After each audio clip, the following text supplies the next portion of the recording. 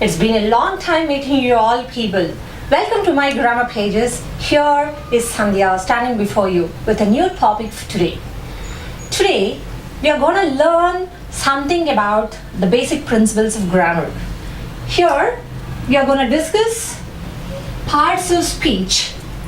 Parts of speech, we all know, speech is a kind of ability to speak, and no other creature in the world has this ability to communicate his or her ideas to others or exchange the views, and we are the only creatures who are blessed with this gift where you can communicate your ideas or share your views with others in the form of a language. First of all, a language. We need a language to communicate with others, and this language is a group of sentences. We all know that sentences are comprised of few words, group of words, and each word has its own specific function. Alright, let me take an example of a human body. This human body is comprised of many parts. This part, the eye cannot do the function of a nose, and the nose cannot take the function of an ear, or an ear cannot take the function of a mouth. I think you might have got my point. And in the same way, how I have compared the speech to the human body, even in a speech, when you are speaking in the form of sentences, the sentences have many words where each and every word will not have the same kind of function. It varies according to the word you are using at the particular situation. And here comes the parts of speech. The speech is divided into 8 parts, that is noun, pronoun, verb, adverb, adjective, preposition, conjunction, and interjection. Now today I'm not going to tell you all the parts of speech at a time. Today we are going to throw some light on noun. What a noun is. We all know that in many languages we come across these nouns, and noun simply we can call it a naming word. It can be the name of a place, person, or a thing.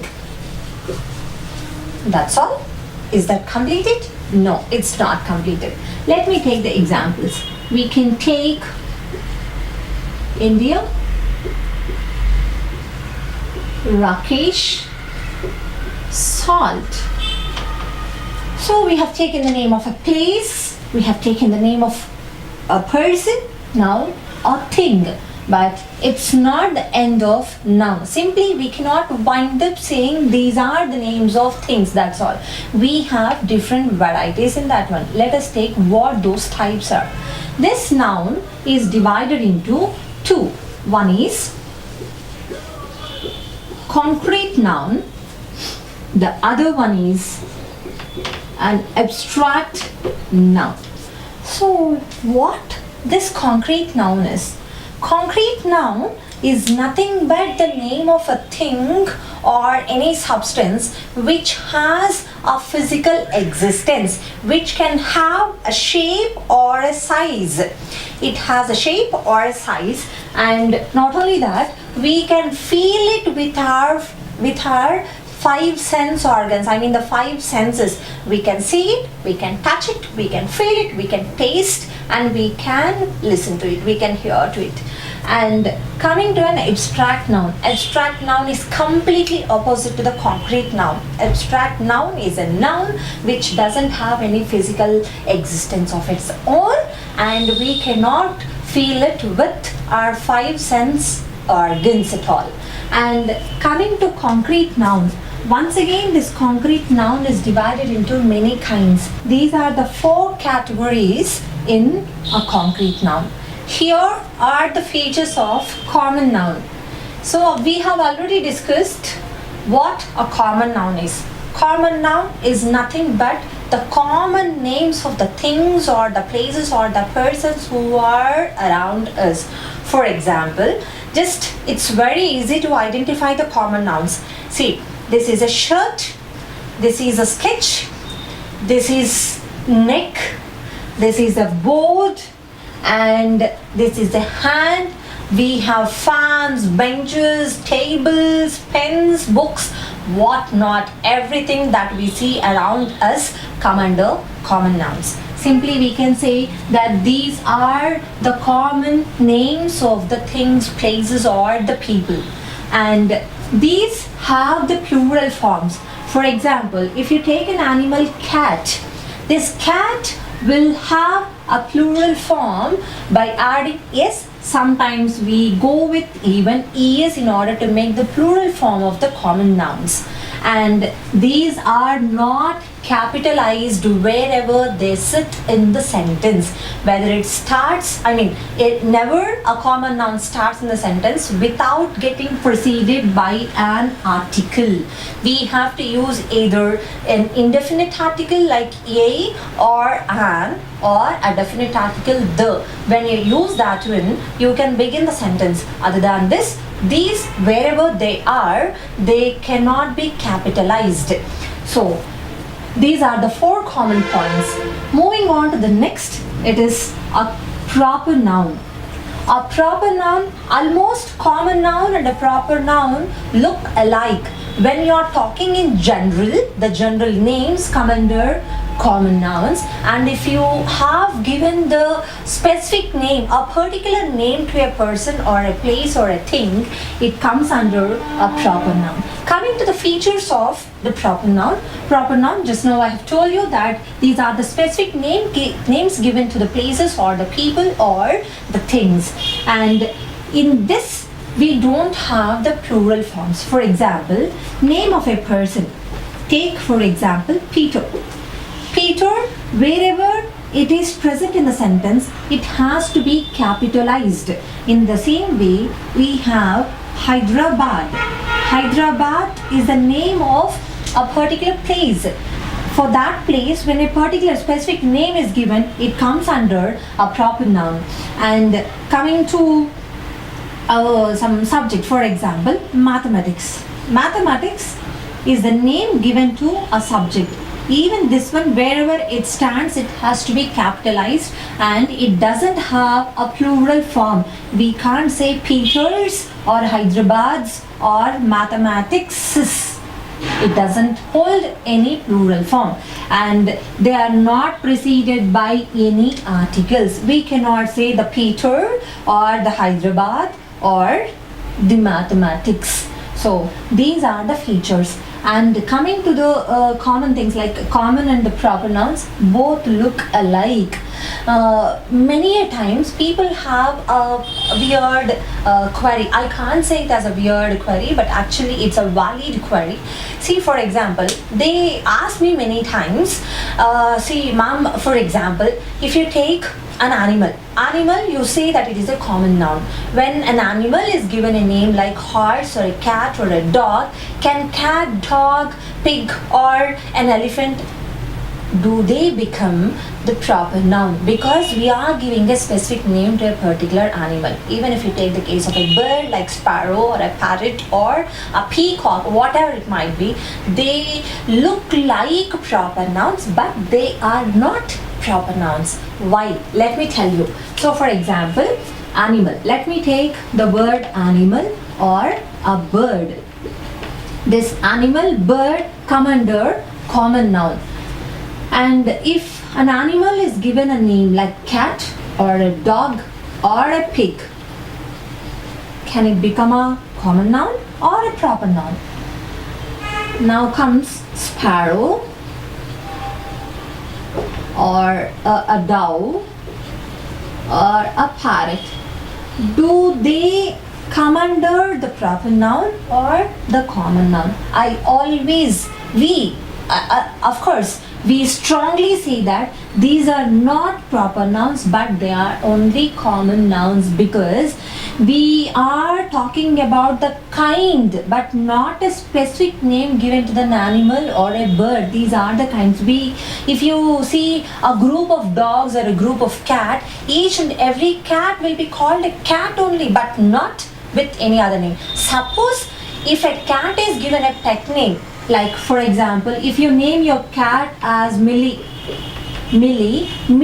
comes under proper noun. It is not a common noun. Now cat is a common noun, but Millie is a proper noun. I think my explanation is clear to you. They come under the kind we are referring to, but not a specific name given to an animal or a bird in particular. Next comes the collective noun. The word itself says that it is the name given to the collection or a group of things or the people or the places, and but rather it appears in singular, but it is not singular, but it is a group of many things combined together. And suppose if you take the case of group of people, we have many names given. If you take gang, we can take gang of thieves.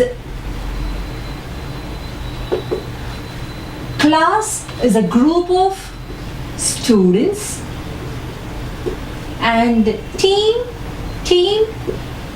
is the group of players. They come under people. Not only this, we have many other names. And let me take few examples under animals. Animals, we have flock of, we can go with sheep, or you can go with birds. And army can be put under people as well as animals. If you take army, it can be kept for ants, army of ants, or we can go with army is a group of soldiers. In the same way, we have two meanings for murder. Murder is a noun, it's an abstract noun. We'll discuss about it later. And murder is a group of crows. How funny it is, you know. And coming to the things, we have bunch. Bunch can be placed for keys, bunch of flowers. We have even bouquet also. Bunch of keys, bunch of flowers, bunch of grapes. And here comes library. In the library, we'll find a number of books. Library is a group of, is a combination of, is a collection of books. And bowl. This bowl can be taken for anything. Bowl of rice, bowl of fruits, bowl of vegetables. You can take anything. Okay. And at last we can clearly conclude that collective noun is the name given to the group or the collection of objects which appear singular. And coming to the next one, it's a material noun. What is a material noun? Here the word material clearly says it is the name of a raw material or a substance that exists in the nature, but it's not created by human being. And these are the raw materials from which the other things are made. For example, if you take cotton or plastic or oil or water or glass, cement, all these come under material nouns. So here cotton, with the help of cotton we can make many cotton clothes, and plastic, using plastic we can prepare many plastic things. Oil, water, glass or cement, in the same way these are the raw materials that are existing naturally but are not created by any human. So these can be measured, but these are uncountable. These cannot be counted. If you take the case of other things, for example, a proper noun or a common noun, sometimes even collective noun, we can count the number of people or the number of things or number of persons in a particular group. But if you take the case of material noun, we cannot count the objects. If you take water, water doesn't consist any kind of, it's not a group of certain things. It may be a group of molecules according to chemistry or the sciences, but according to our language definition, it's not a group of certain things. Oil or the water or the plastic, we can count the plastic things, but we cannot count the plastic object. It's the raw material. Or the cotton, a bulk of cotton, a bale of cotton cannot be counted. So if you make into different bundles, that bundles can be counted. Bundles of cotton is totally different from just cotton. Wood is totally different from logs of wood. We can count the logs of wood, but we cannot count the wood. Okay, and here comes the next one. All these, the previously discussed all the four nouns, the proper noun, common noun, collective noun, as well as the material noun, they all come under concrete nouns. Concrete nouns, as already discussed, they are physical, they have the physical existence. We can feel them, we can touch them, we can feel them with all the five senses. But coming to the next one, that is the abstract noun. Abstract noun doesn't have any shape or a size, and we cannot touch, we cannot feel them through our senses. And it is just a state or a stage of mind which denotes an idea rather than a concrete object, and we can just feel them, but we cannot see or we cannot have a taste of them. And mostly what comes under abstract noun, these are the emotions, concepts, movements, states, attributes, or an event. Mostly people have the doubt. See, for example, have you seen the marriage? Marriage, obviously, the children or the people reply, yes, the marriage was awesome. It was celebrated very grandly. I have seen the marriage. But actually, is it a common noun or an abstract noun? I say that it is an abstract noun because marriage doesn't have a shape. Marriage doesn't have a size. We can see two people getting married, but we don't have a shape for the marriage. It doesn't come under concrete noun. Okay, in the same way, relaxation, we can see people getting relaxed, but we cannot see the physical existence of relaxation. So all these feelings or the concepts or the movements in the sense, it is progress. We can see the persons progressing, but we cannot see the physical existence of progress. So these are the five nouns. Actually, mainly we have only two, that is a concrete and abstract nouns, but we have categorized concrete as well as abstract into different ways. So I think my class is very clear to everyone. Thank you for watching my video. For more videos, catch me up in my channel, that is My Grammar Pages.